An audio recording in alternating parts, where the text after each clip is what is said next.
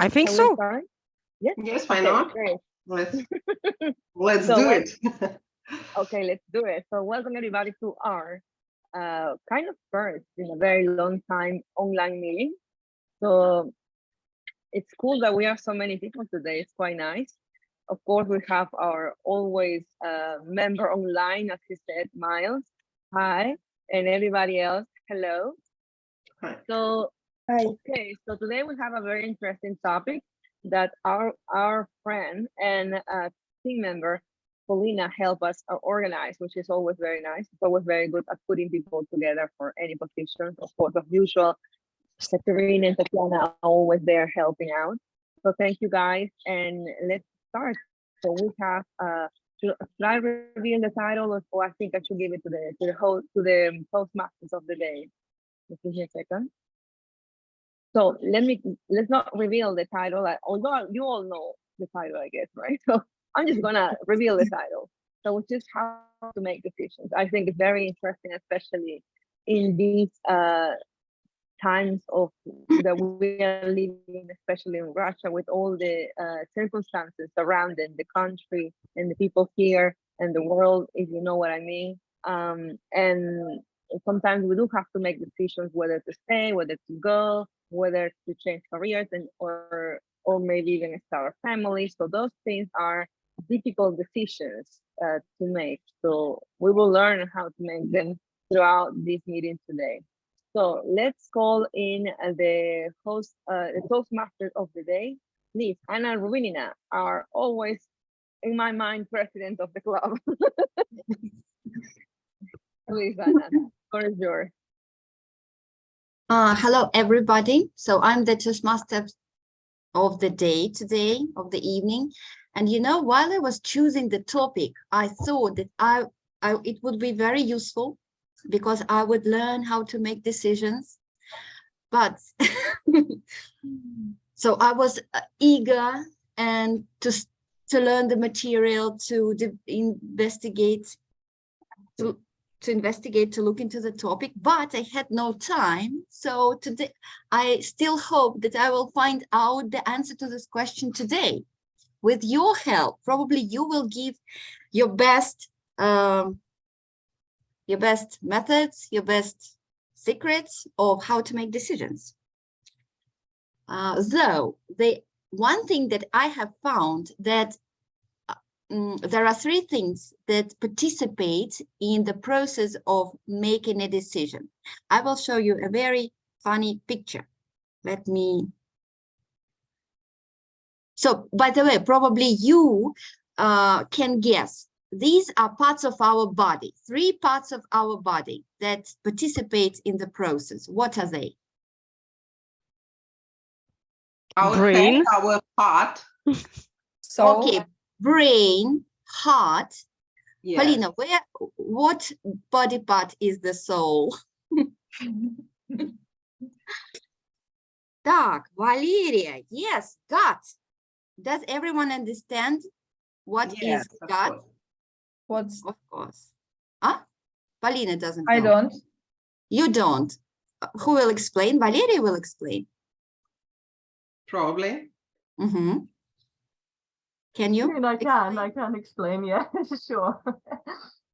The gut is the stomach, your intuition. Yes.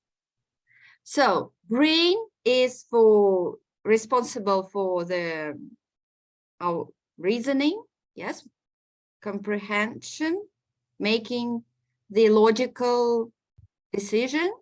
Heart is responsible for our emotions and most importantly, fears. When we can't make a decision, we usually have some fears that stop us from making it, right?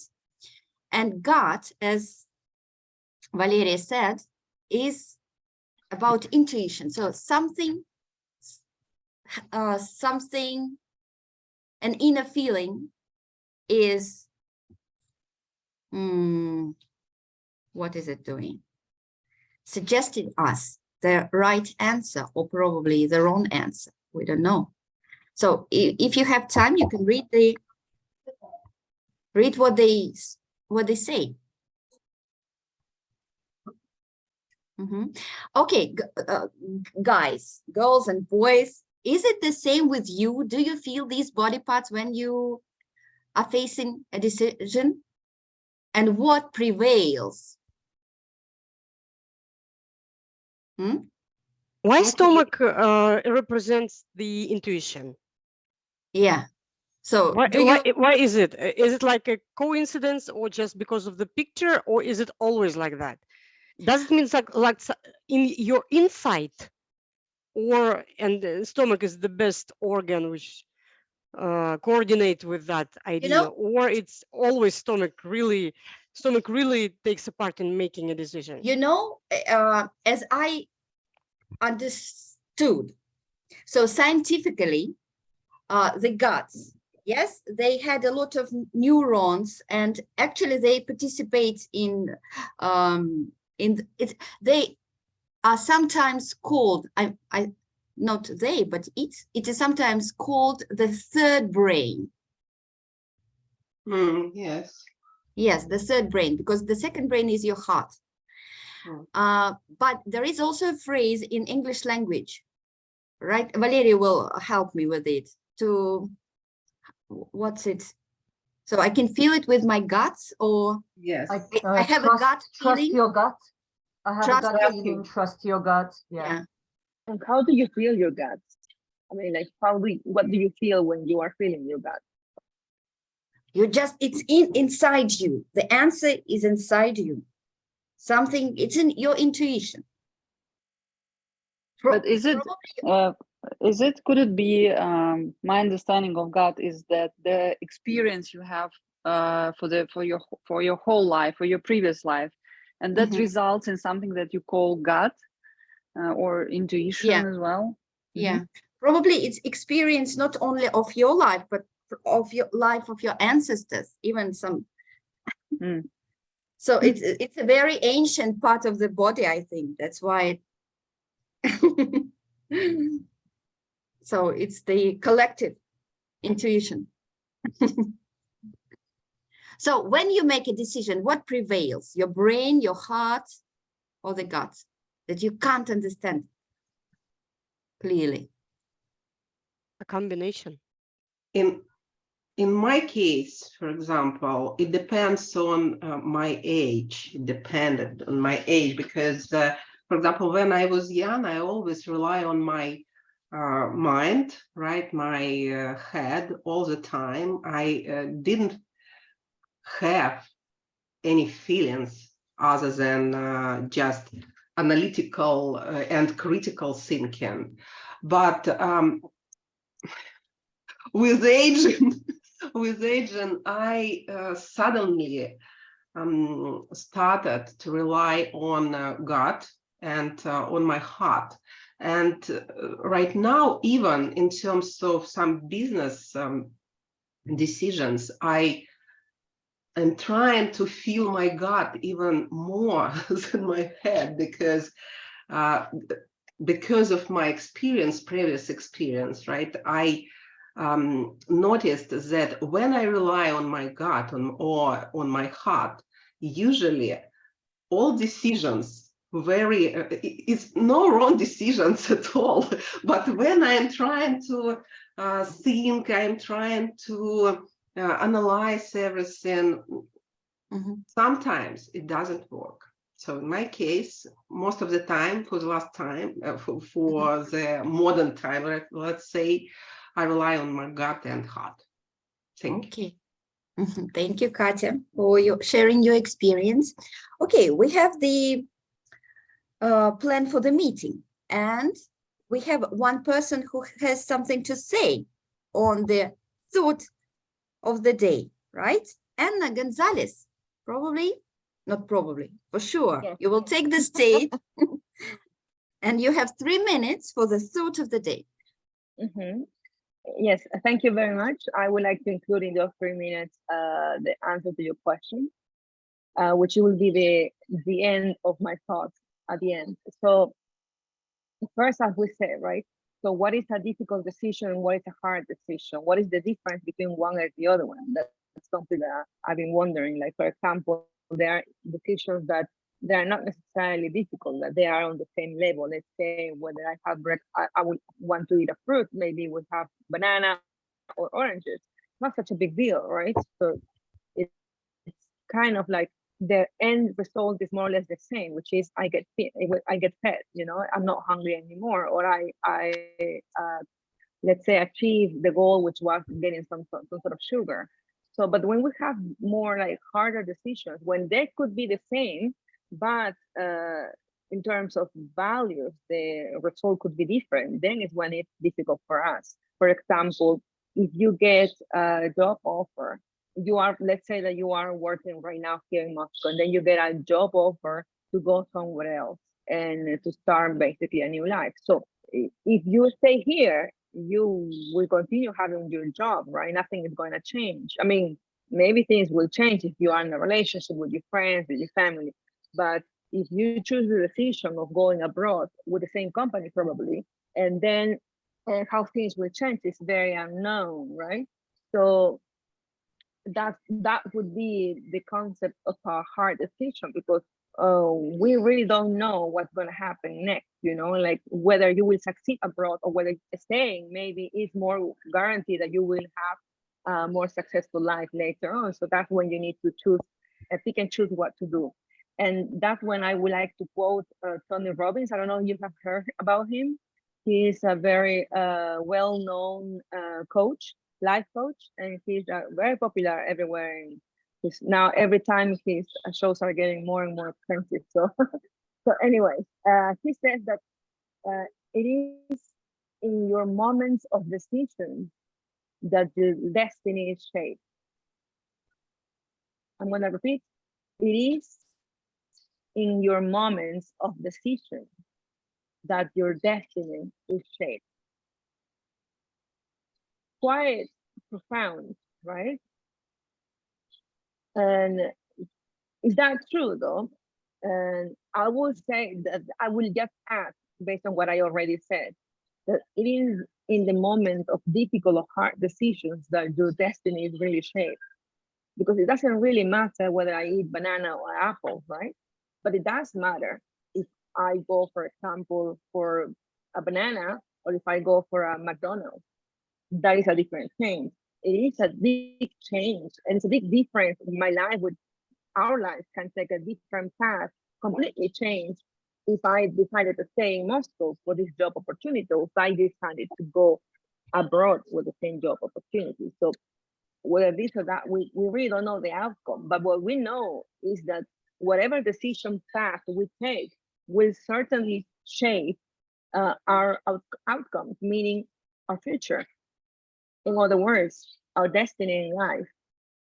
So I would like to now answer, before my time is up, I would like to answer the question that Anna made.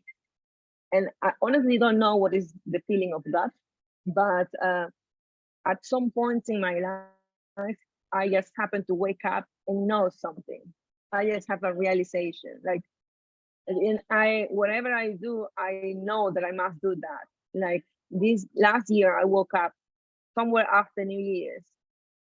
Last year, yeah, I woke up and I thought I want to go to Peru, and I thought I don't even have the money at the moment, but I was thinking I want to go to Peru. I'm ready. I need to go back, and I insisted until I finally did, and I think it was a good decision. So I would say those are the feelings for me of the gut. You know, when you just kind of know something, and then you wonder whether it's reasonable or not. But I would suggest, like, when you just know something, try to work around it. Try to find the reason, the brain part, to sustain that feeling you have. That sustain that feeling, like whether you can make it happen. There is, like, you have proof, you have the resources, get everything you know you need in order to make that feeling of your gut happen. So yeah, thank you very much. I hope we will make very good decisions that will shape our future in a better way. Thank you.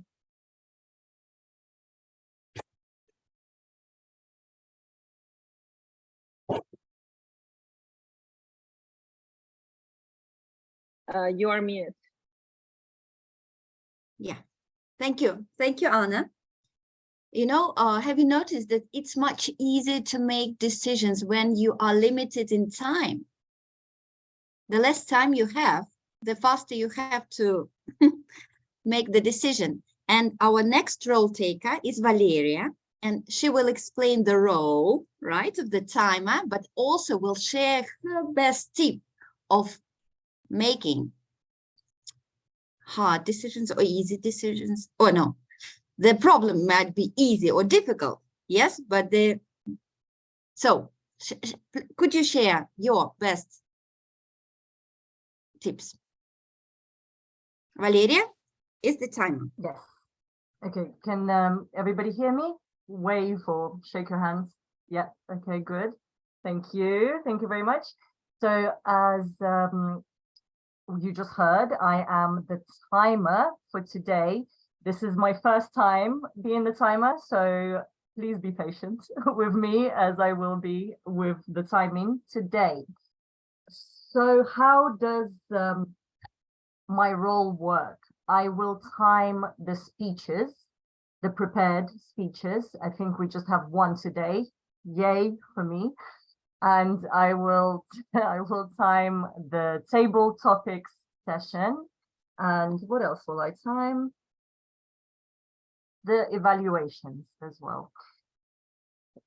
I will give you signals in form of colors. There will be green, yellow, and red.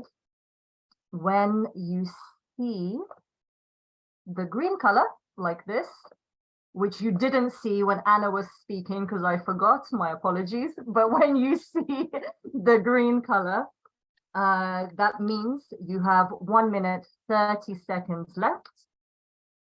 When you see the yellow like this, that means you have 1 minute left. And when you see the red, dun, dun, dun, that means you have 30 seconds left, and please start to finish your speech. And as for the question, which I've already forgotten, about the decision making, right? How can we make decisions? How is it easier for us to make decisions? The way I have made decisions in my life in the past has been a little all over the place. I use different parts of the body we spoke about earlier, sometimes the brain, sometimes the gut, sometimes the heart, sometimes all three. And sometimes, you know, I just think any action is better than no action. So anytime I feel indecisive, I just try to do something.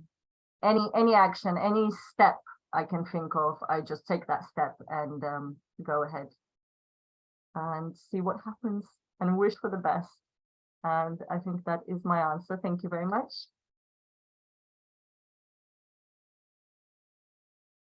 Thank you, Valeria. Yes, the second role taker is the accountant, Nikolay. I will ask Nikolay to explain his role and share his advice on decision making.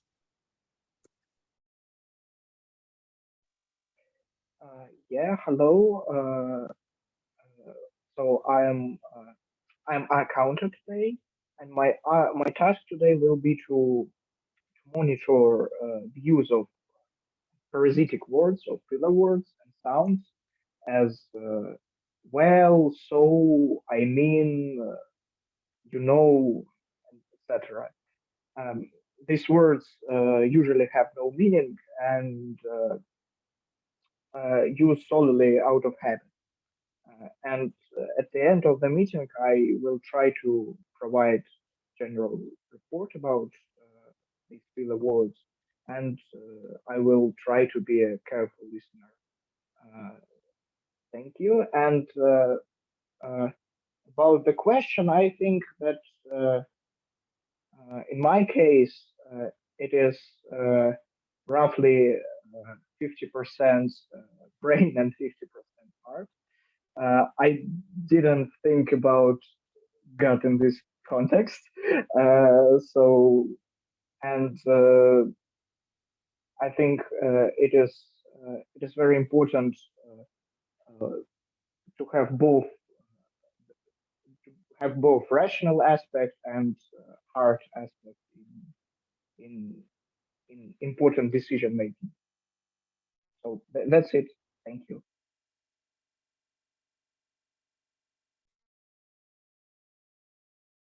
Thank you, Nikolay. Good luck with your role. Next person is Grammarian and Wordmaster Olga.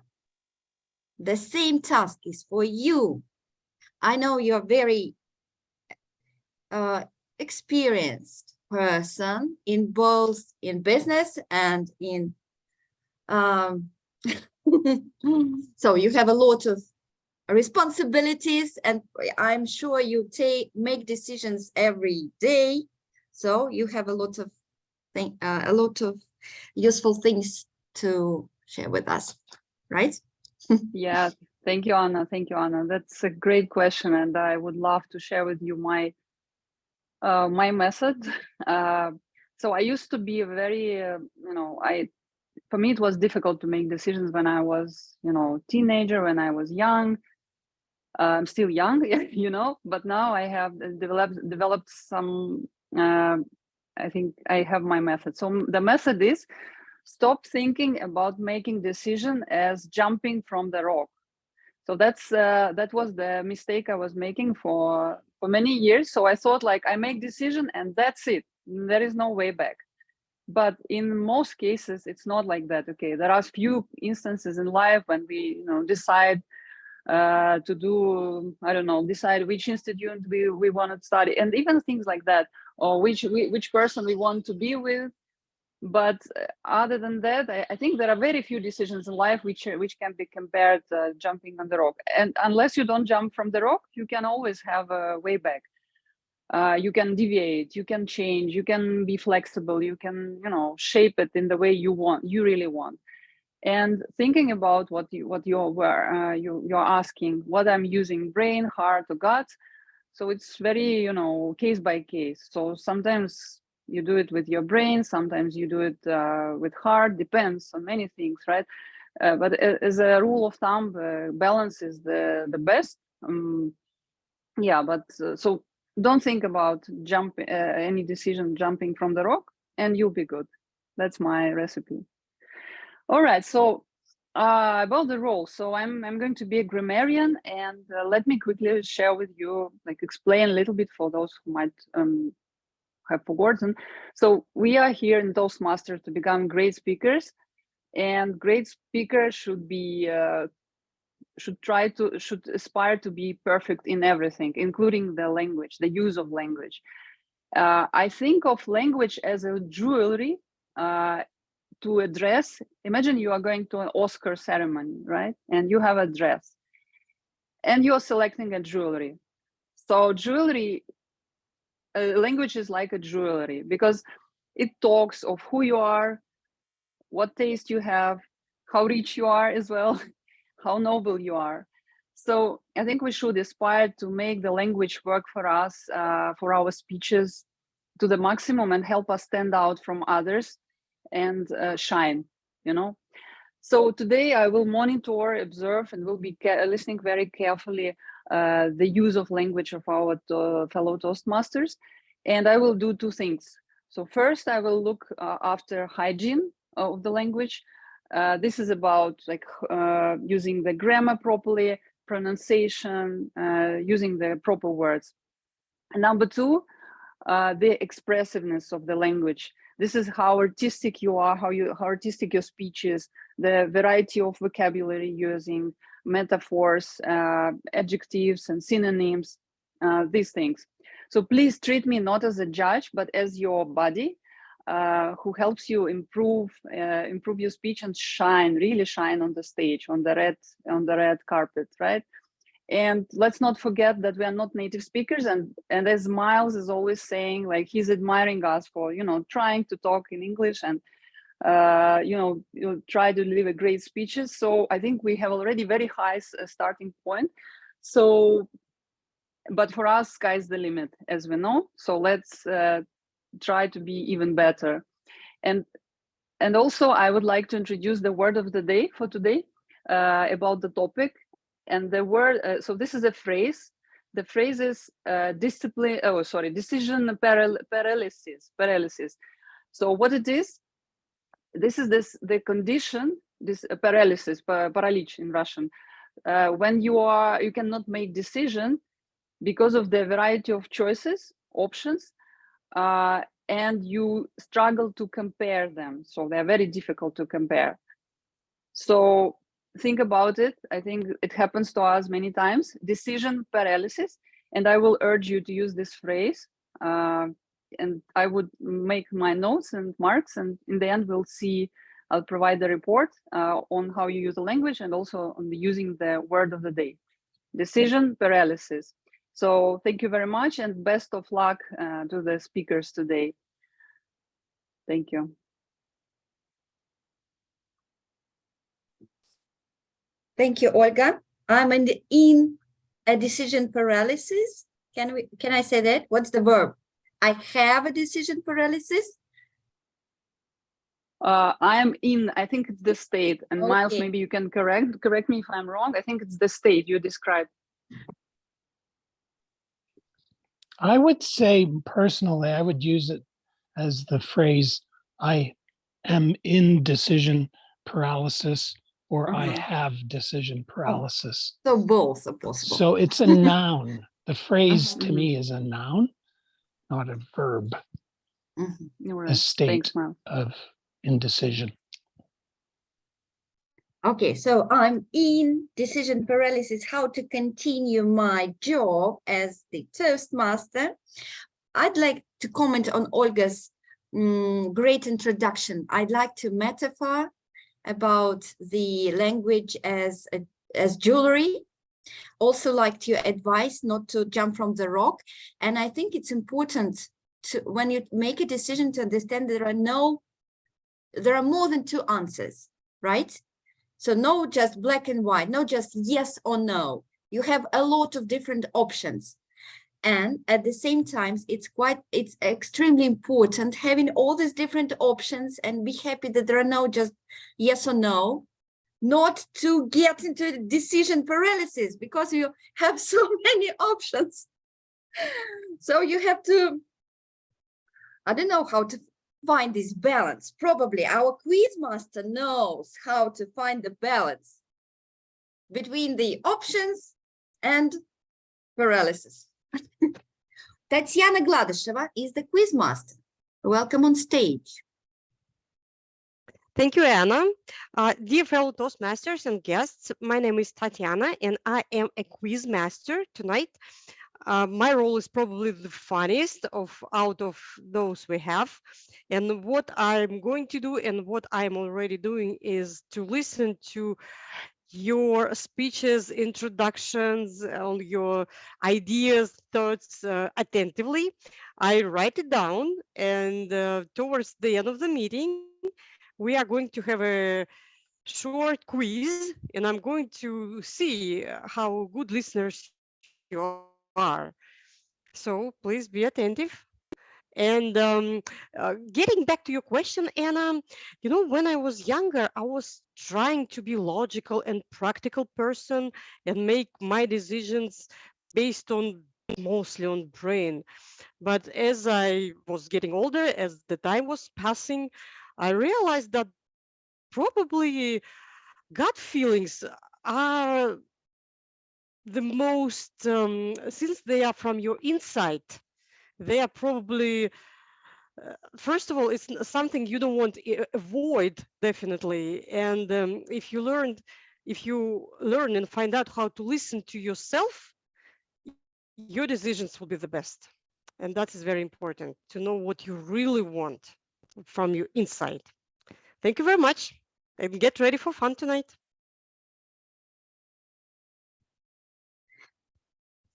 Thank you, Tatiana.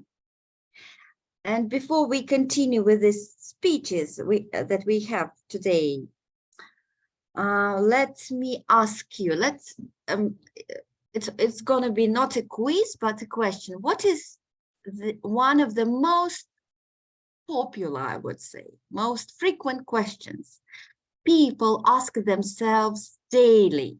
So they have to make a decision on a daily basis. What is that? To be or not to be? Okay. Any more?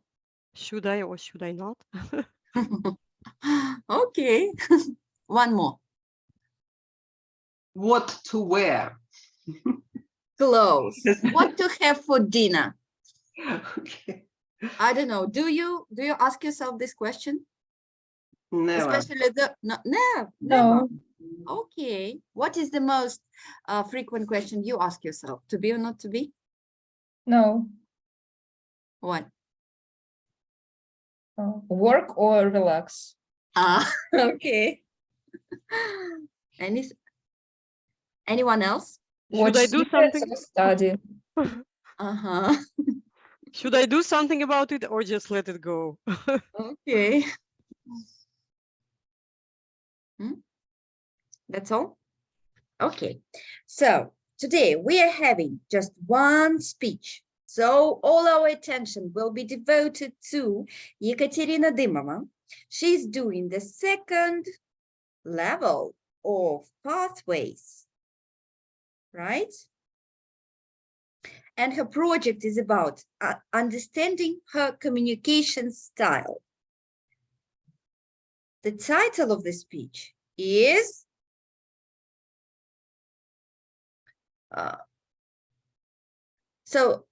Ekaterina. Yes, I'm here. I'm here, Yes. but I'm trying to figure out what Okay. is the best option for me in order to, you know, be on the stage. On the one hand, I would like to see.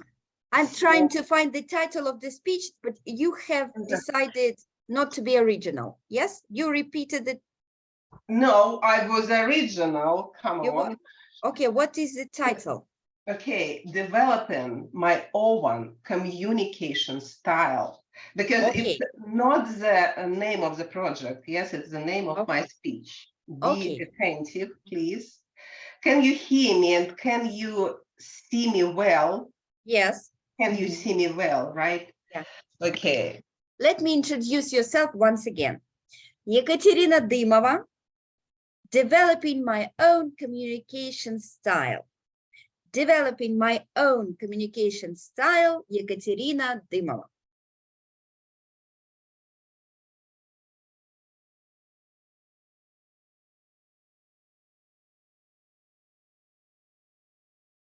No, we don't hear you.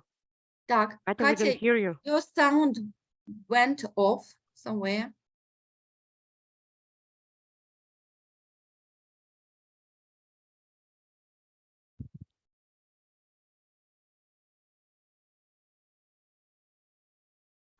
No.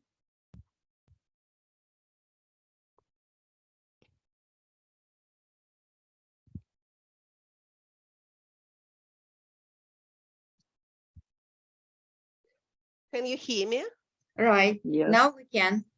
Yes, you can, but it's not convenient for me. Well, because I was going to do some posture, body language, you know, I love it, but probably not today, I'm afraid. Just let me just a minute. Maybe you can try again without Yeah, an AirPod. probably. Okay. We Because can hear you wait. before Katya, well. it worked the beginning. Maybe try again. Yeah, it because was you working well. Yeah. So try again. Maybe just switch on Try and off. again. Okay, can you hear me? Yes. Oh, great, great. So, second attempt. So, guys, dear Toastmasters, again, dear guests, dear friends, I'm going to tell you about my communication style and its impact on my personal life and professional life. And I'm going to do so by telling you and sharing with you my own personal, even private stories. As a child, I was completely spoiled. Usually I spent the summer with my grandparents in the dacha or in the countryside, where they pumped me all the time because I was the youngest granddaughter for them in the family. Everything was for me. The first strawberry, the first tomato, cucumber, whatever it was, I was the first one and sometimes the only one who got it. I remember after returning to Moscow, when I got on the bus with my parents, I was always saying, and even sometimes kind of shouting, well, where will I sit? It was awful. Can you imagine how embarrassed my parents were? I was awful, and right now I'm embarrassed too. But anyway, in short, I behaved like a princess who gets everything at the first request. That is why probably my communication style, as you can guess, was direct. I communicated in such a directive way throughout my childhood, adolescence, and even when I went to work and got my first promotion.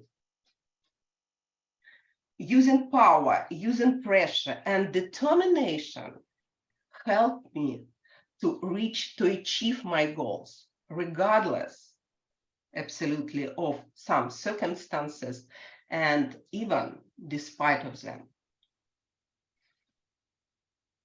It continued before I started to lose. First, to lose in my relationships, and second, in businesses. It was obvious for me that I need to change my communication style. Otherwise, I was going to lose everything. In fact, my journey into effective communication world started with Stephen Covey's book, The 7 Habits of Highly Effective People. Did you read this book? Okay, great. So all principles, all habits that Covey mentioned in his book resonated in me, with me, and actually changed not only my communication style and approach in general to communications, but also world view has completely changed. I would like to mention 2 principles out of 7, 2 habits that stand out to me the most. The first one, think win-win. And the second, seek first to understand, then to be understood. Later, I read more books on personal development and personal growth. And to be honest, I improved completely my communication skills, critical thinking, and basically I grew like a person. However, I haven't paid much attention to intercultural communications. And probably it was my mistake, definitely it was my mistake, because when I moved to live to another country, I suddenly and sadly realized that, well, such qualities as open-mindedness, curiosity, what else? Trust, right? Tolerance, etc., are crucial. But this is not enough in order to be effective communicator, especially in international context environment, which is right now is essential and wideware, right? Right now we live in so diverse world that even in our own country, we have so many nationalities with their particular, yes, and cultural peculiarities. So later, actually, I have two more periods when I had to change and reconsider my communication style. And my point here is the process of developing your communication style will never stop. This is something changeable and always should be in processing, in progress. I would like to finish with a quote of Stephen Covey's books again, that I mentioned earlier. Trust is the most essential ingredient in effective communication. This is foundational principle that holds all relationships. So guys, to sum up, in order to be an effective communicator in modern world, be open, seek first to understand, then to be understood. Trust yourself and trust other people. Then you will always find the way to communicate and effectively, even with aliens, I guess. So thank you for listening. Thank you so much, guys.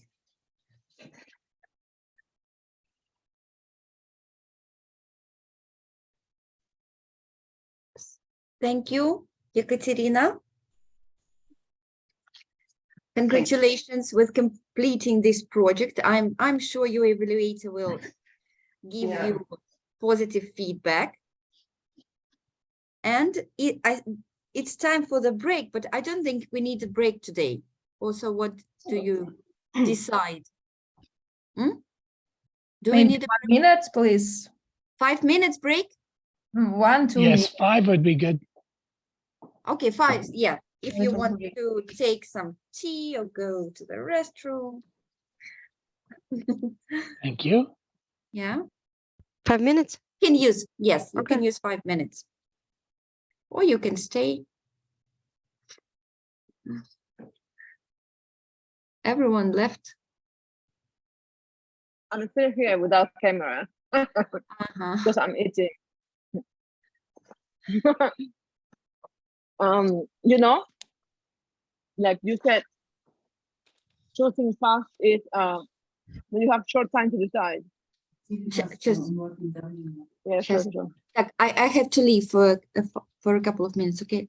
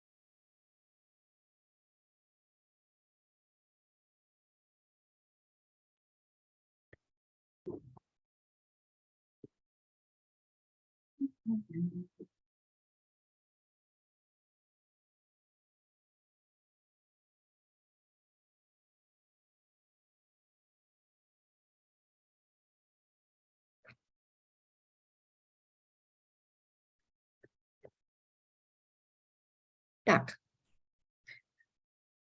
So we almost everyone is here, I guess. Right. So shall we continue? Sure. I guess. Yes, we are having table topic session. And I'm sure Polina prepared intriguing questions, and we'll find out more about decision making, right? I hope Absolutely. that we haven't answered your questions yet. I haven't taken your questions. You have different ones. Okay, that's good. So I give the stage to Polina, right? And we are having 20 minutes for table topics. Explain Can the you rules, give please. me their permission to share the screen Yeah, before sure. starting this Just a presentation? minute. Done it. Thank you.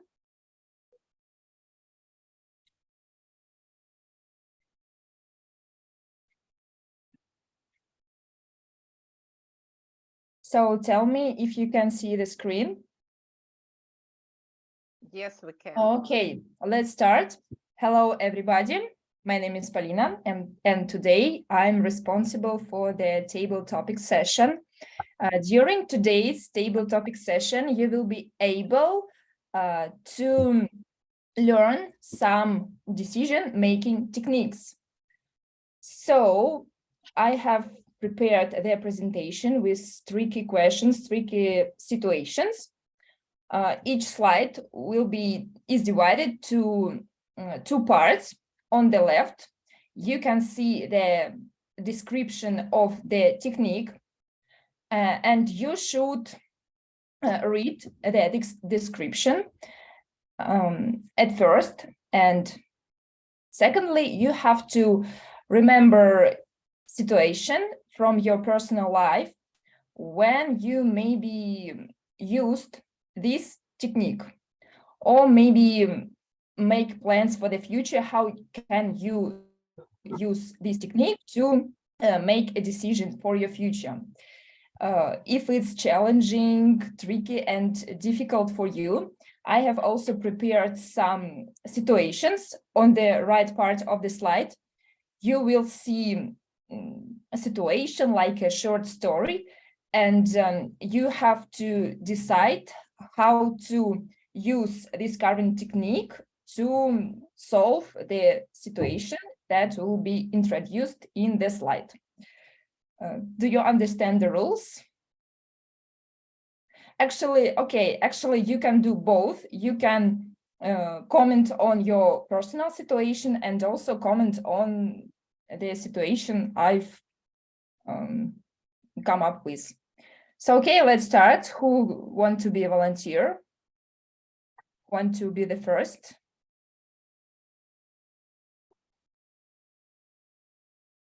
Any volunteers?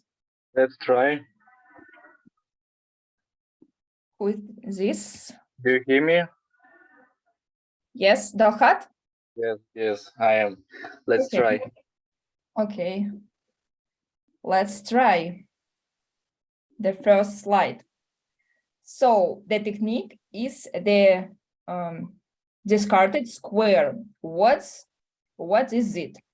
The essence of the method is to consider the problem from 4 different sides and to answer the questions below. What good will I get if I fulfill my plan? What good will I get if I refuse to fulfill my plan? What harm will I get if I fulfill my plan? And what harm will I get if I refuse to fulfill my plan? You can you remember any situation from your personal life Yes, I have several situations, a lot of situations where I used this method. It's like ask yourself 5 questions: why, and why. Unfortunately, I couldn't remember a particular situation in particularly, but it was a situation when I was going to enter to university, and I have I have choices to enter to Moscow or enter to Pyatigorsk, and and I asked myself the same. Why should I go to the Moscow, enter to the Moscow University? Why should I enter to Pyatigorsk University? And I ask myself several questions, and then it helps me to make decision, to evaluate disadvantages and advantages, and make a right decision. Something like this. Okay, thank you very much. Thank you. Thanks. Who would like to be the second participant? I can try. Okay, Anastasiya, you're welcome. So the second method is the method of 3 tenths. The essence of the method is to ask yourself 3 questions before making a decision. The first question is, how will I feel about my choice in 10 minutes? The second is, how will I feel about my choice in 10 months? And the last one, how will I feel about my choice in 10 years? So here is the situation for your help. A friend suggested you to go on a trip around the world, but at home you have 5 dogs, 7 cats, an aquarium, a terrarium, a cage with parrots, and a python. What should you do? This technique may help you to solve the situation, or you can just share some stories from your personal life. Okay, thank you. So I think this technique is a perfect example of what Anna said in the beginning when she presented the table topic, that time also influences our decision making. So on the one hand, it makes us kind of pressure to make decision faster, maybe not to think a lot on the one hand. On the other hand, it is good to bear in mind that our decision can be really have tremendous influence on different things. And we need time to think what else it can influence. I cannot remember a particular example from my life, but you had a really good situation here as an example, because you can make like a spontaneous decision within 10 minutes. Of course, I want to go on a trip around the world because I love traveling, especially with my friends, for sure, yes. And it will be more a rational decision with my heart, probably. But if I think about all my pets I have and the responsibility I have to these animals, yes, then for sure it will be not the best decision to go.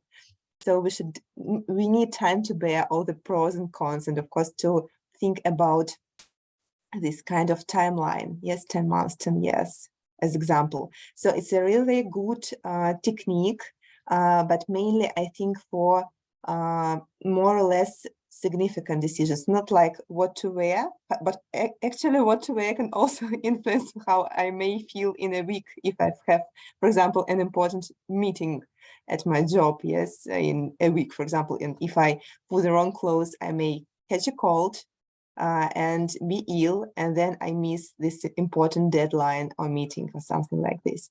So I think it's a very good example how we can proceed sometimes. Thank you. Thank you.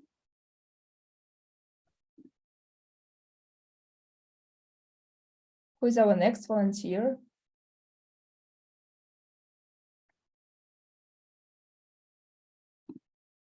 Myles, I suppose. That was Myles, my clapping hands, great. but I'll do it if you, I'll do it. Okay. I volunteer. So the next technique is advice. If you don't know how to act in a particular situation and stop doubting, tell the two closest people about the problem and ask them for advice. So your situation is, you can decide whether to go to study as a dolphin trainer or to stay at work as a biology teacher.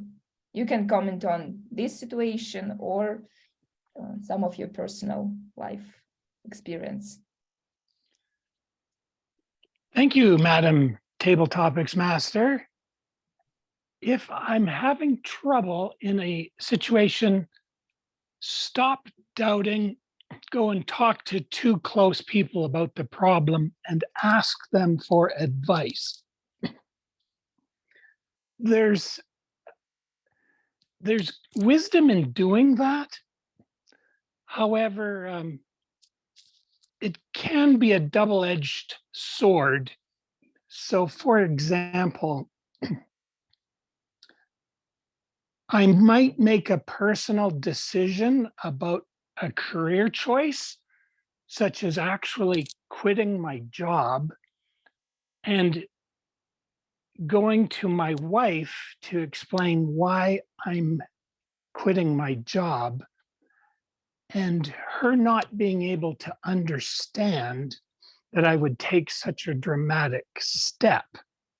So I wasn't actually asking her for advice, but informing her.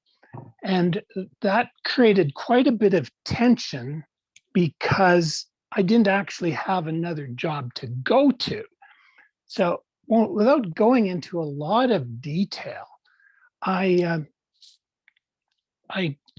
had to make that decision on my own. It was a risky decision, but nevertheless, when I look back on it, I feel that I was true to myself. Now, had I gone to ask for someone else to decide on that question, and if they said, no, you should stay in your job because you're getting a secure paycheck and it's substantial or it's a solid company, you're giving up a lot of security. But how would I feel today if I had done that just in order to fulfill my material needs at the expense of really what was a spiritual decision, which I felt was necessary to be true to my ethics and myself?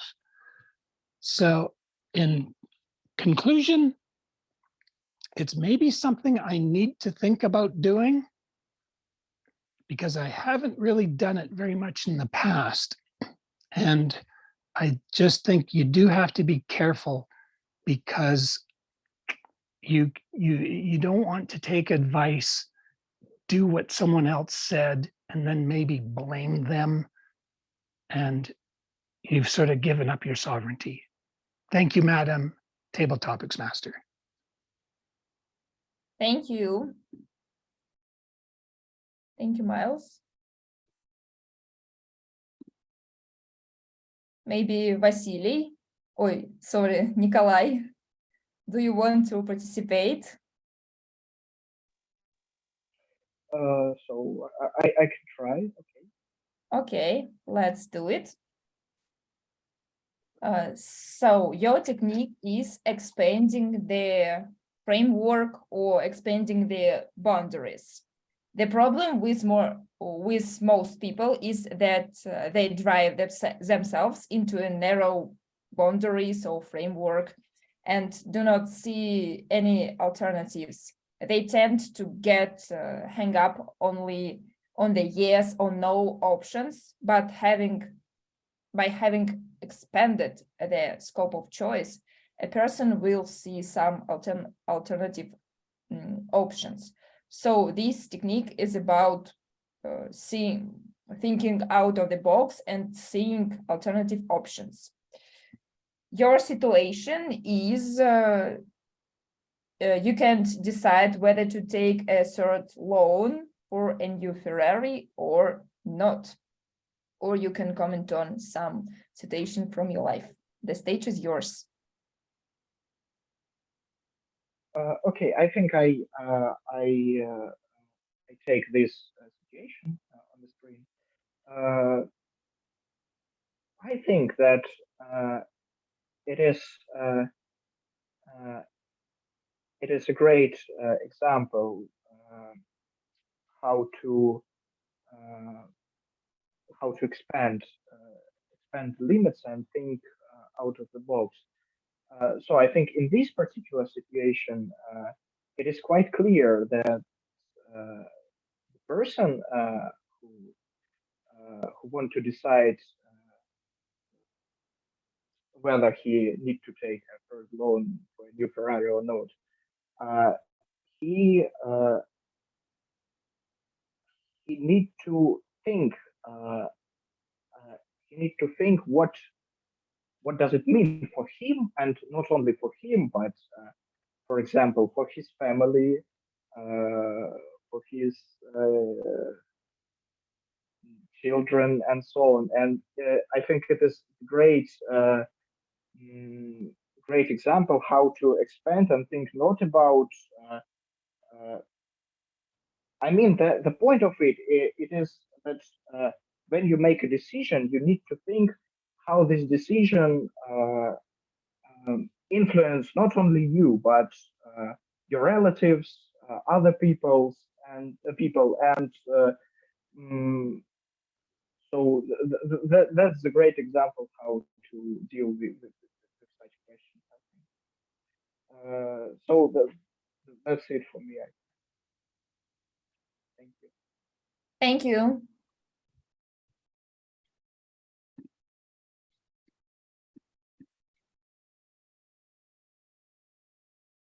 Who wants to be next?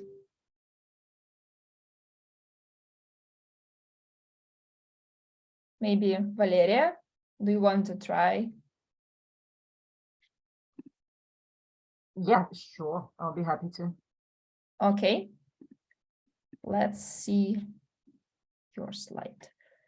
So your technique to make decisions is to own the information. Before making a choice, try to find out as much information as possible about the option you are going to give preference to. And the situation is, you can't figure out whether to buy a new fridge, which, according to the TV commercial, can keep milk fresh for 3 years or not. Please, you're welcome. Okay, thank you very much. Okay, 1 moment, let me compose myself.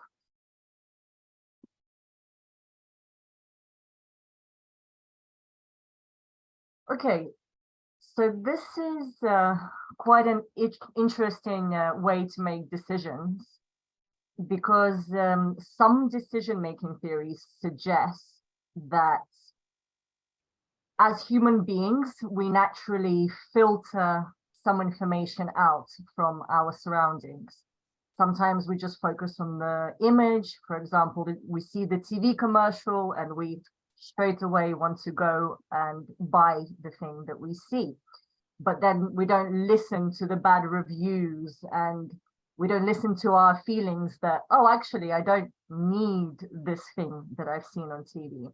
So we just filter this information out. So this technique, I think, can help you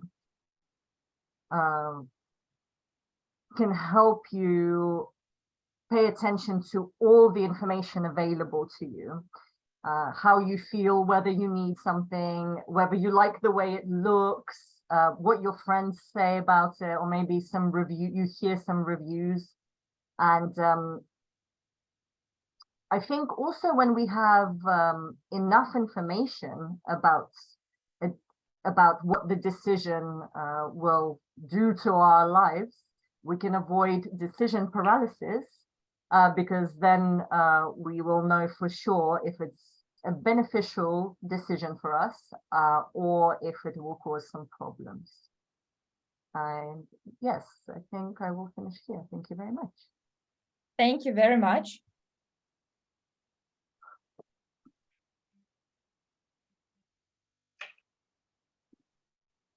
So who wants to be next? Maybe Olga? Do you want to try? Sure, let me try. Okay, let's see. Disappearance of options. Imagine that the option you like most is not available. Think about what to do in this case. You will discover other equally interesting options that you have not seen before. And on this slide, it's quite silly situation. Since childhood, you were madly in love and have dreamed of marrying your dance coach, but he suddenly invites you to the wedding as a guest. So you probably have to think about any other options. You're welcome, Olga. The stage is yours. All right, you know, it reminded me of a very famous Russian movie, Brilliantova Ruka, The Brilliant Hand. There was a phrase like, I want the same dress, but with pearl bottoms. Maybe the youngest generation don't remember that.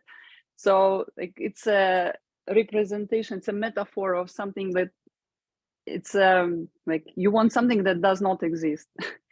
Yeah, that reminded me of that. But actually, the situation that you're describing is an awkward one. And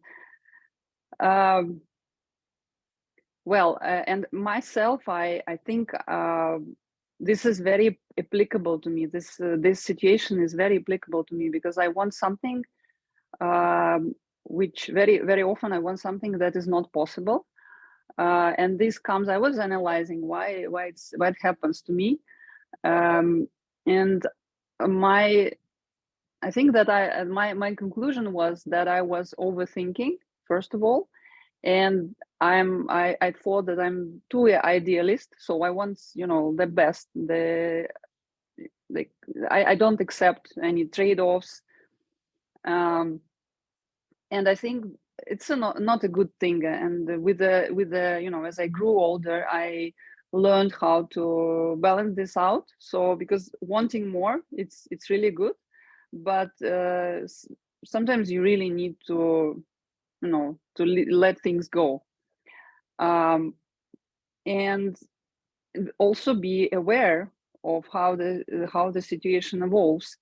So I would, like, based on this awkward situation that that we see on the right. So I think this is this represents that the person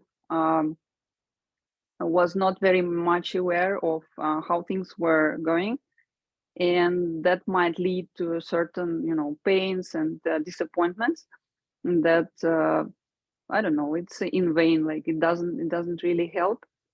So my recommendation to myself and to everyone else would be to, you know, be aware, and if you are like in this situation with a love affair, sometimes it's very difficult to be self-aware. So in this case, seek for help from other people who love you and care for you, and that will help you to make right decisions and not live in the, you know, pink clouds, or sorry, the pink glasses, or in the clouds, as we say. Thank you very much. Thank you very much, Olga. I think that's it for today. We are over time. Thank you for all the participants. And now let's vote for the best table topic. In several seconds, I will share the link in the chat and also in our WhatsApp chat. Please wait, I just need to fulfill it.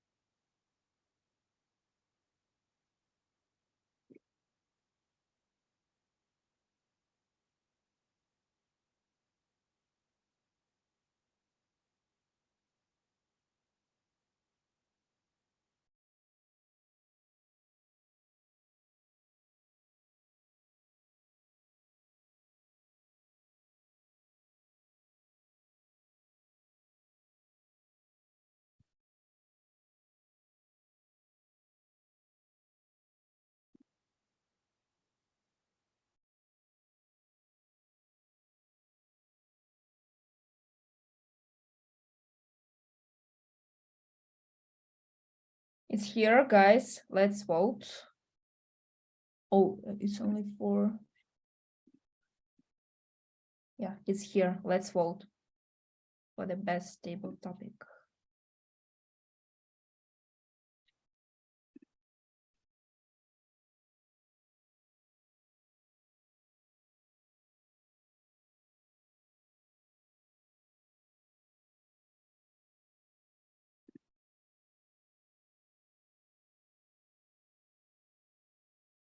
Can you see the link, right? Great.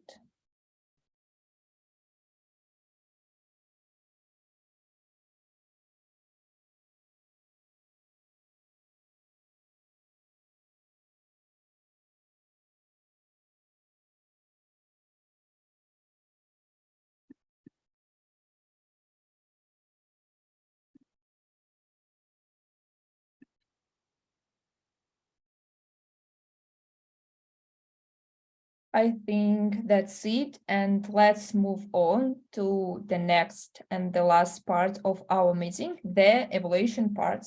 And I want to share the stage with the general evaluator of this evening. Myles, please welcome. The stage is yours. Thank you, Table Topics Master Polina. Greetings, Toastmasters and guests. It's my pleasure to be the general evaluator, where I will use a team of functionaries that you were introduced to by the Toastmaster at the beginning of the meeting, such as the timer, the awk counter, and the grammarian, and then finally wrap up with QuizMaster.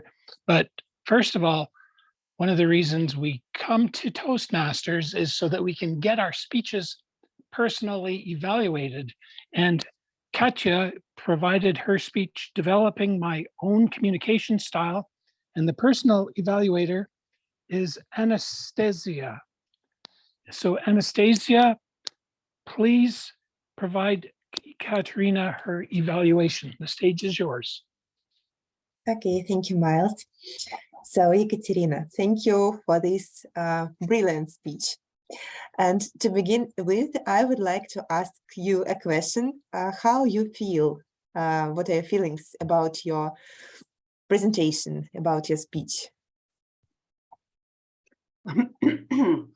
There are always room for improvement, right?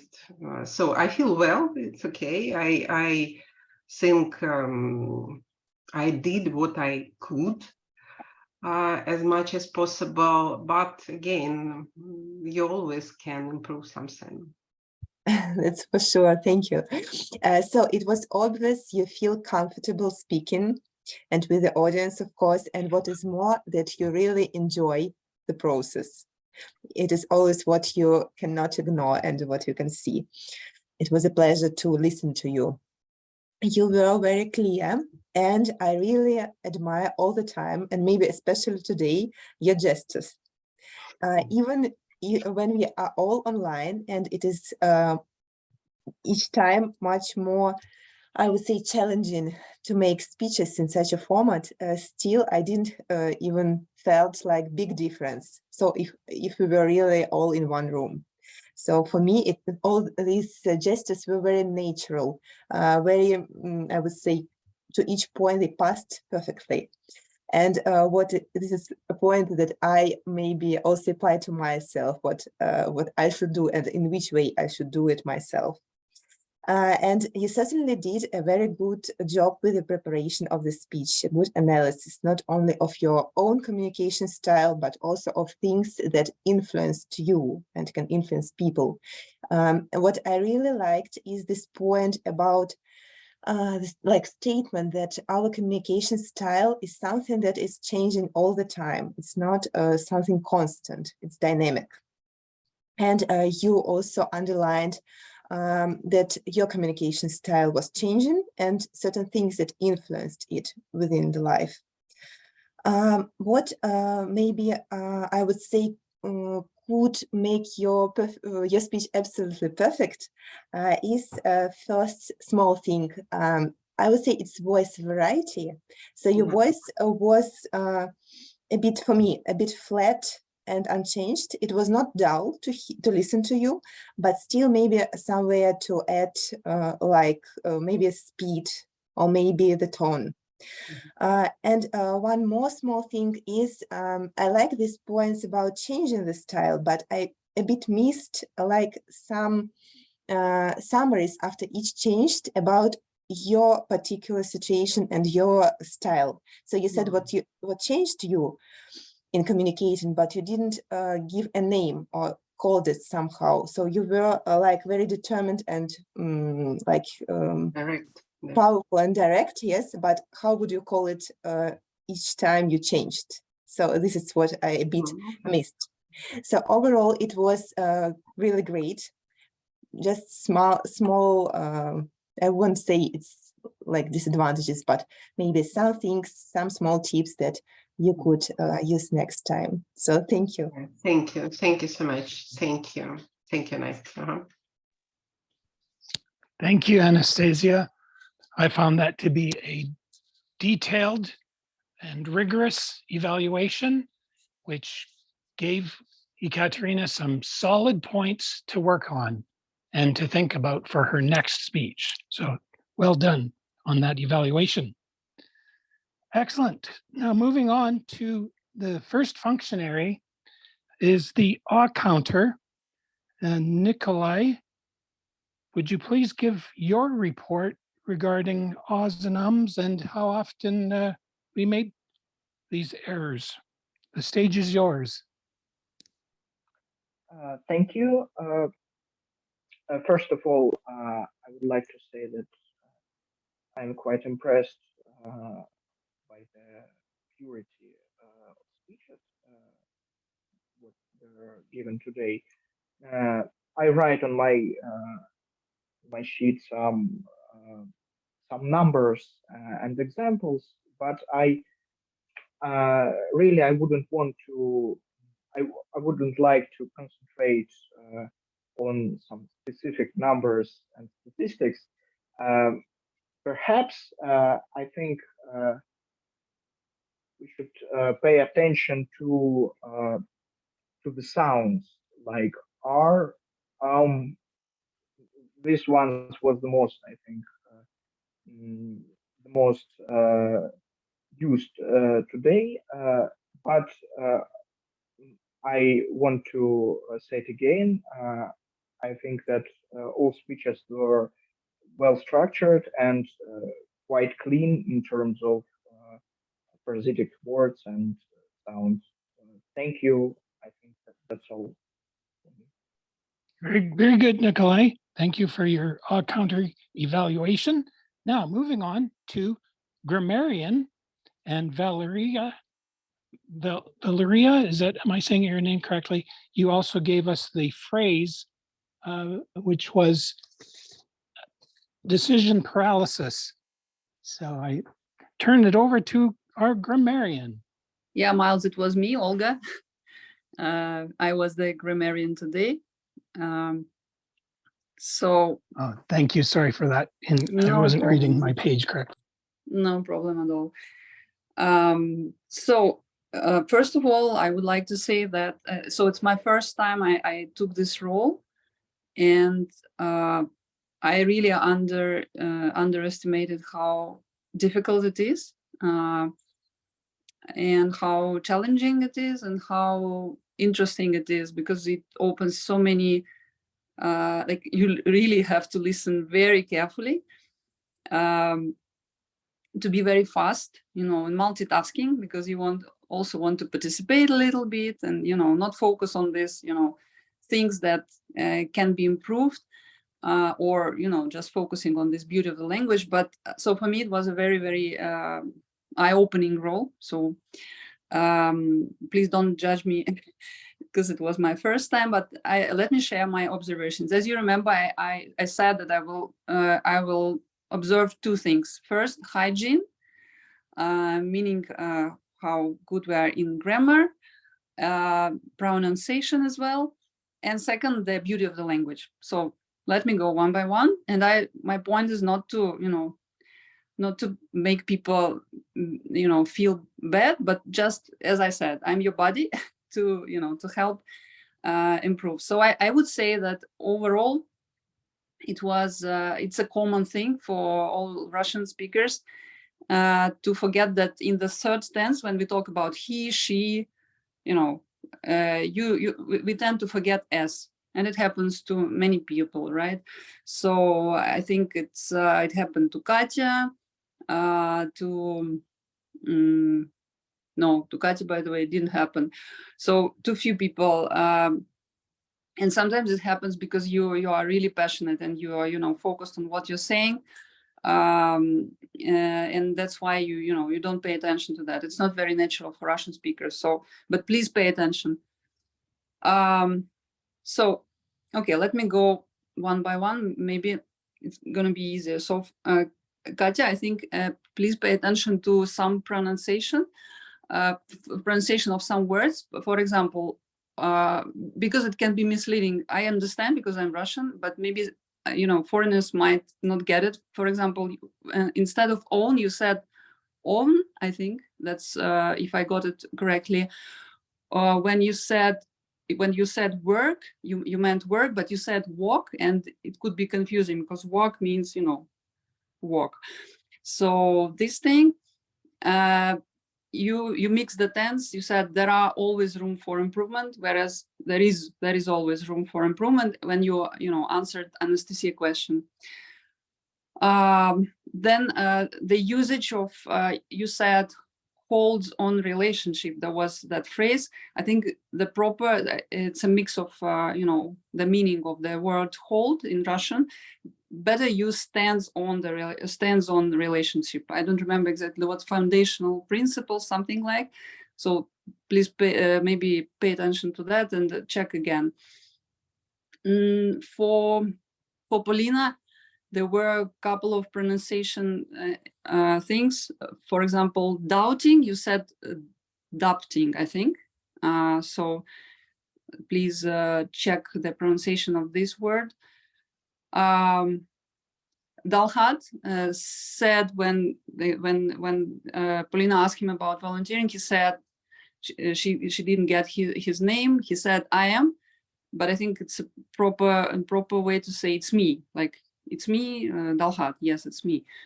Also, Dalhat, I think enter to university. Please check. I think it's not the correct way to say. Maybe to be enrolled in or to be admitted in university. I think that's the better way to say that.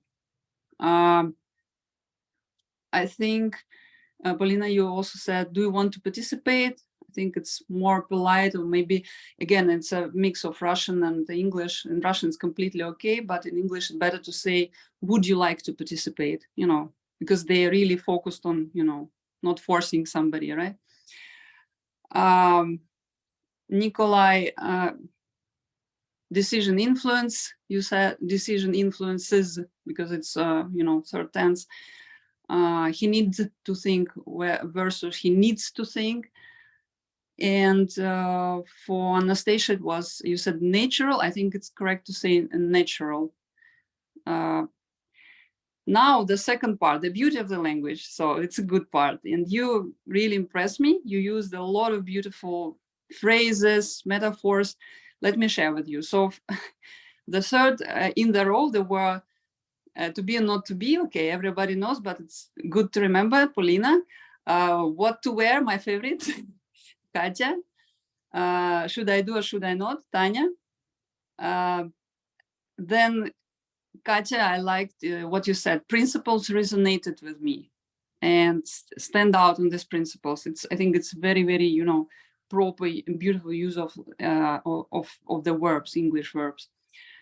Now I think Polina said, hang up on the options. Loved it. Really good phrase. Anastasiya said, bear in mind. It's a great word to use. I love the what Myles said, double-edged sword. I don't know if you remember that. Loved it as well. Nikolay used out of the box. It's, good word. I think it's quite popular, but it's a good one. And I loved what Valeria said. Let me compose myself before she started her her table topic speech. I don't know if it's correct to say, honestly, but it sounds really nice. Let me compose myself. Very sincere, you know, very nice. All right, so overall, I think we are great, all English speakers, and I wish everyone luck to, you know, and hard work to improve, because you will really shine if you, you know, pay attention to the small things and, you know, try to develop your language skills. And to summarize the competition for using the word of the day, decision paralysis. So I hope I was attentive enough, and I heard two people using it. It was Anna, she even used it twice, and Valeria. And that one was, you know, the most valuable because it was in the impromptu speech. So thank you very much. Thank you very much, guys, for your attention. Yeah, Mr. Thank you. Yeah, Olga. Myles, please, over to you. Well done. Now, before I call upon Valeria to be the timer, I'll give my overall impressions, and so I can be timed as well. So I won't take more than 3 minutes. And one of the things I have to remember to do is to be able to see the timer. And when I'm on my iPhone, it's sometimes difficult. All right. I always appreciate that somebody has set up the room. And in most cases, that means the library has been booked, the registration link has been issued, and the room is set up with the equipment, which is no easy task sometimes. A lot of technology things to plug in the correct way to get the microphones working. So I always appreciate that. And today we went to this Zoom meeting, and there was a little bit of indecision as to whether or not we would try to get to a venue where you'd have to pay a small fee, or would we just go on to Zoom? Something we might want to consider is just always maybe make it a standing procedure that if the free library room is not available, we'll default immediately to everyone being online. One of the things that is good about occasionally having the peer online meeting is that we do get to practice skills of presenting online in a Zoom type meeting. So there's value in every once in a while just coming together online. And we can learn to, for example, set up our own personal stage. So for example, I took advantage of the break to get off the sofa or the couch and stand up. I noticed Ekaterina, she also delivered her speech standing up. And I noticed that it makes a big difference in my ability to oxygenate my body and become more animated if I'm standing as opposed to sitting in a chair. So something for the rest of you maybe to consider how you might create that diverse environment where sometimes you can sit, but then other times you can stand. Now, when our Toastmaster was suggesting that we skip the break, I was, oh no, how am I going to rearrange myself? And so consequently, I was happy that it was by consensus decided that we would have the 5-minute break. And I think everybody needs that little stretch break, and go to the washroom, get a tea. So I wouldn't deviate from the break at any time. Now, one thing I noticed with respect to the way the meetings here at Toastmasters runs is that the Toastmaster will introduce the speaker and as well tell us a little bit about what the project is. However, I think it's something to consider that it's, to me, better for the Toastmaster to simply call upon the personal evaluator to state what is the pathway the presenter is on, what is the project name and description, and for the personal evaluator to give the timing which was in this case 5 to 7 minutes. And some of those details we did not hear. And with respect to the grammarian was well prepared, had our word of the day. It was a challenging phrase. We had the timer and all the other functionaries were properly introduced at the beginning of the meeting. One thing I think we missed, however, a Toastmaster might not have shared, was that there are 3 basic parts to most Toastmasters meetings, namely the prepared speeches, then the impromptu speeches, the table topics, in other words, and then finally the evaluation portion, which the general evaluator, myself, conducts. I would like to see that as an opening statement for any guests that are new to the club to understand what we're doing here. Again, though, we always have people attentive to getting an agenda together and even stick handling the last minute changes that may ensue. So congratulations for the agenda. Really enjoyed the table topics. Polina had some challenging and penetrating questions for us to think about, some substantial ideas to share, and it made us all get to know each other a little bit. I like how Toastmasters does choose themes that have some depth to them, some meat on the bone that we can chew on. Sometimes in my other club, the themes are a little bit flaky, like springtime, and which is not, those are good too, but maybe that's not the correct phrase for me to use, but I do like these more thought-provoking types of themes. So I quite enjoy that. Now, with respect to decision-making, I'd just like to say there are some clubs that actually have a 4th component to meetings, maybe not every meeting, but often they will have a business meeting with the membership. And for me, my background is transportation. I worked for railways here in Canada. And when you're running trains, a lot of track in Canada is single track. So the trains are running in both directions on single track. So consequently, you have to be very rules oriented.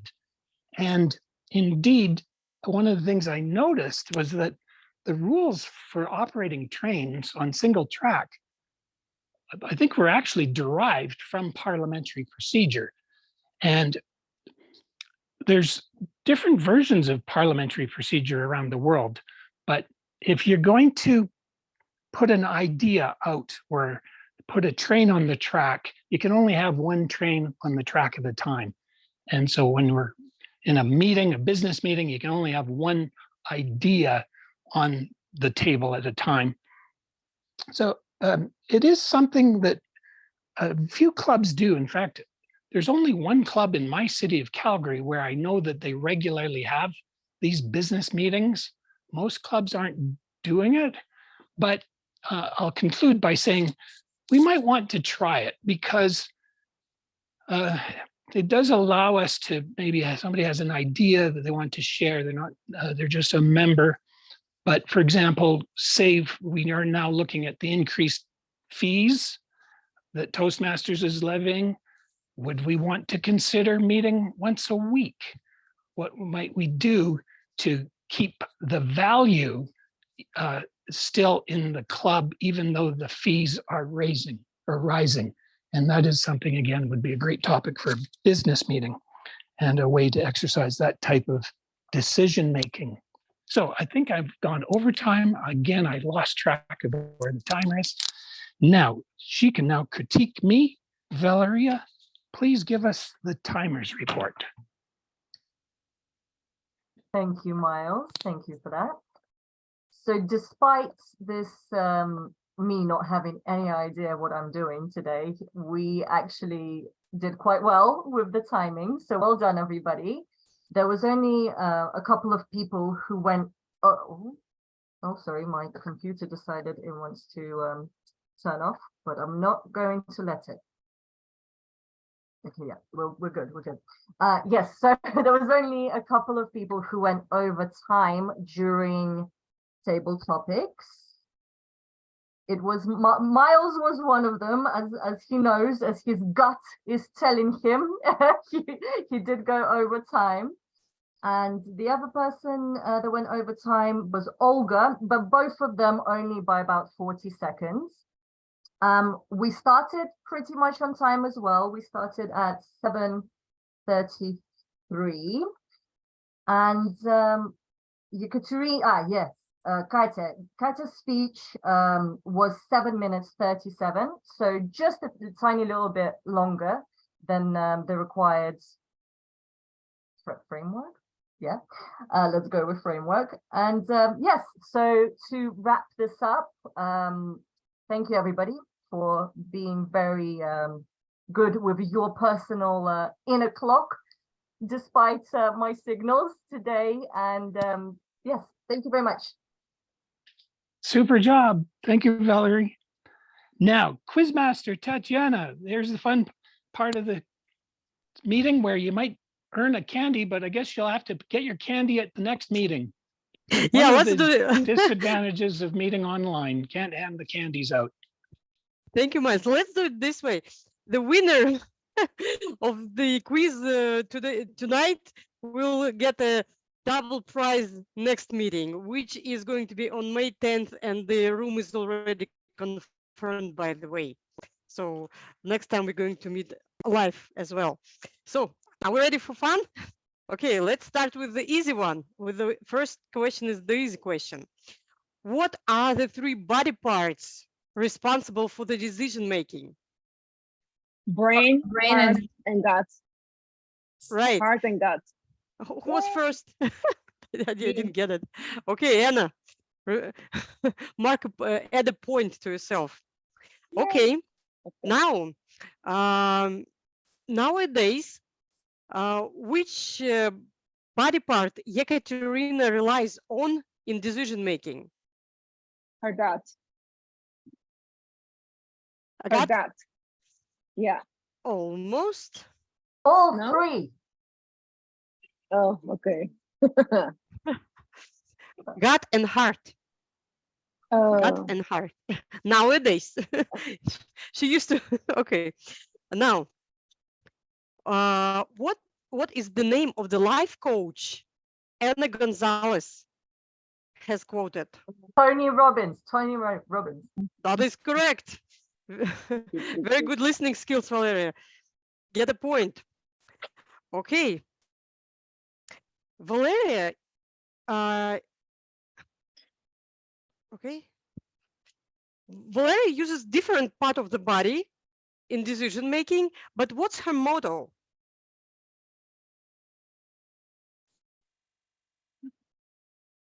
Any action better than better than no action. no Valeria. action, right? No, I'm not giving you the point because okay. Half a point. Half of the point. Okay, let's do half of the Yeah, point. Okay. What aspects Nikolay use in decision making? For decision making?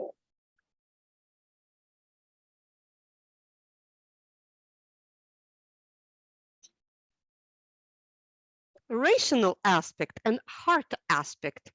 Okay, no one gets the point. Olga likes the balance. She makes making decision depends on many things. But what's the one thing she warns us from? Don't do what?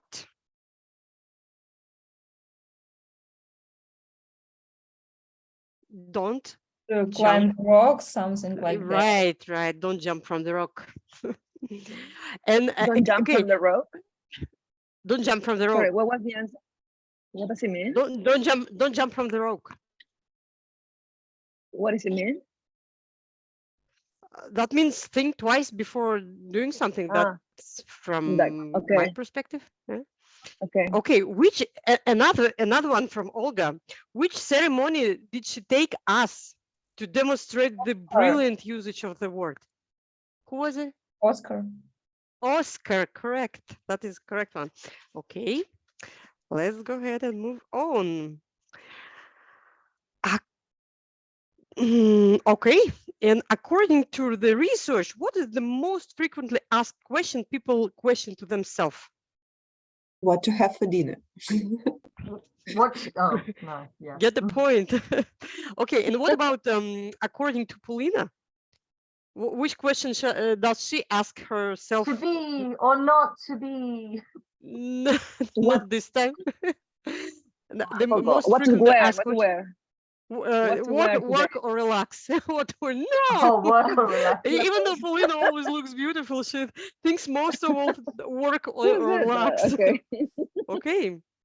And where did Ekaterina spend her summer time during the childhood?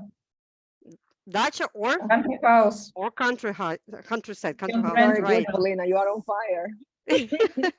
As usual. Okay, and which book?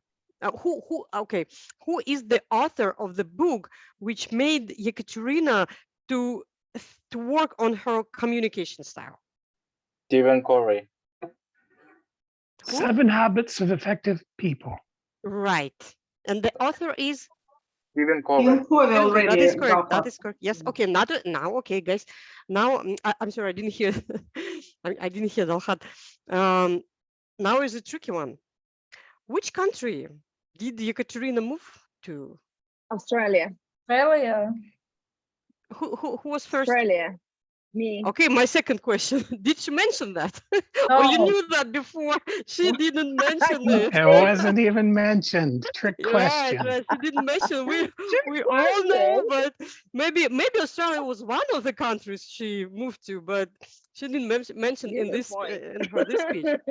Okay, and whose quote Ekaterina used towards the end of her speech? Who was it?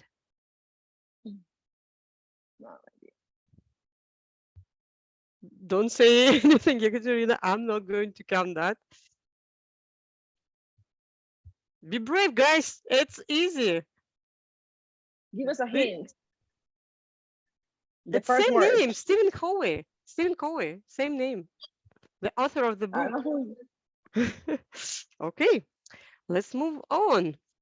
Now, which cities to go to did Dalhat choose from? Moscow.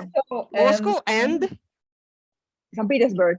no, Pyatigorsk. right. Who said that? Half, Okay. half. Moscow. Okay. Anastasiya, when she was thinking, when she was answering her question in the table topic session, did she decide to do or not to do, to go or not to go to somewhere? I don't want to give you a hint. To go. No. To go, yes. Don't Where remember. was she going? Where was she going, by the way? I don't know. I just know she was going. On trip around the That was- world. Around the That was world. an exciting oh, one. yeah. I guess everyone would go. Okay, Okay, and yeah. What her best. what was a dramatic step did Myles do from the perspective of his wife? What he decided his to job. do? Quit his job, Quit right? his job. And that was Yes. okay. And which movie Olga did quote during her table topic speech? Девятая рука. That is correct. Yes. Okay. Oh, Who yeah. was the? Let's vote, guys. Who provided the most, the majority of right I think answers? Polina. Anna. Polina? I think I Polina. I think it was Anna. Anna? Yeah. Okay. Oh, Anna, did you we can count? share. I didn't count. That was this. Okay, okay, ladies, you're gonna get two extra can get the candies next candy. meeting. Okay, I'm done. Thank you very much for Thank you very everyone. much. It was Thank- very Thank you for fun. being Thank you, attentive. Tatiana. Thank you, evaluation team. It's been a pleasure being general evaluator today, and I turn it over to President Anna. Thank you, guys. Thank you, Tatiana, for such a fun quiz. I really like it. Actually, when I remember one of the answer, I kind of screamed, and I'm in a cafe, so people were like looking at me.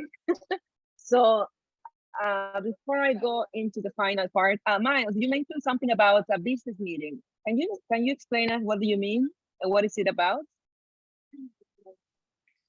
Well, it's based on rules of order, and the Americans came up with Robert's Rules of Order, and Toastmasters International, for example, uses Robert's Rules of Order. In Canada, we have a version called Borino's by Jean Borino, who is a French Canadian. And I would imagine there's Russian Rules of Order. I would be interested to learn about what is used in Russia. And as you can see, it can get quite complicated. This book has some 700 pages of rules. However, there are more simplified versions, such as this book, Robert's Rules in Plain English. And they date back from the 1800s. Toastmasters actually had a program called Parliamentary Procedure in Action. And I went online recently to look for this. It doesn't seem to be available anymore. But anyway, it's occasionally you would hold a meeting with all the members, and only paid members get to vote. And you could have a motion proposed by any member, such as I suggested. Would we like to consider, given the increase of $15 US that is going to be happening in October, to go to weekly meetings or some other value added? Anyway, that would be a motion. It's not actually a question unless somebody seconds the motion. That means someone has to say, yes, I'd like to debate that question. And then it becomes, it's owned by the assembly, by the meeting, and you can take turns debating the pros and the cons, what's good about it, what's bad about the idea. And eventually the members decide what they might want to do related to that question. They may approve the question and adopt the resolution, or they may defeat it and reject it. So anyway, it's just, as I said in conclusion, there's only one club of 80 clubs in the city of Calgary that I know regularly has the fourth component, the business meeting with membership, as a regular feature. Thank you so much, Myles. It was very interesting. I think we need to think about this, how could we or not implement it somehow. Anyways, thank you very much, everybody, for joining the meeting. I really appreciate you, all of you, especially now, because the weather is getting better and we are almost kind of same people lately. I really like it because it's like familiar faces. We are getting closer and I like that. And I think it's good for what the club also has to offer, which is this companionship and this space for friendship and learning. So let me announce, guys, the winner of our table topic session. So drum roll. Like there's no drum roll. Okay, the winner is Olga, who I think is not here anymore. Yeah. So we will meet in 2 weeks again, and we have this time to book the place. Sometimes, you know, the bookings get canceled or something happens, so you can't never know, but we are always trying to do this in advance so we won't have these issues. But anyways, for the eventuality we have now, and thank you very much, guys, for joining regardless of not having a place. And yes, this time I really liked that Ekaterina was able to use the stage in her house, and I really like the black background, and that we all accompany online Myles this time. So we were all together online. So thank you, guys. Yes, I think I'm not letting off the table anything. So thank you so much. Let's have a virtual and in our hearts after party. See you in 2 weeks, guys. Oh, let's take a photo. I'm gonna make a screenshot. Okay, 1 second. Let me capture the full screen first, and then I will make the screenshot. Okay, let's go. 1, 2, 3. Thank you, guys. See you next time. Bye. Yeah, bye. Bye. Bye, Thank you, everyone. everybody. Bye. Bye. Bye. Bye. Bye.